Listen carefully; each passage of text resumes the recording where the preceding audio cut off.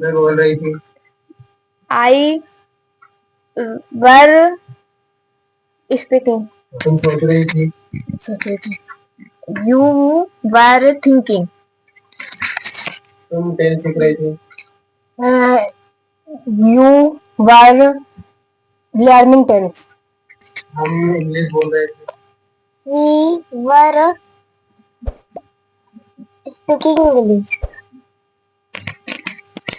हम पूछ रहे थे। We were asking. तुम खेल रहे थे। You were playing. वहाँ क्यों जा रहे थे? तुम वहां क्यों जा रहे थे? Why were you going there? Subordination मतलब एक तुम क्वेश्चन। कब उठ रहे थे? When were you getting up? When were you? When were you getting up?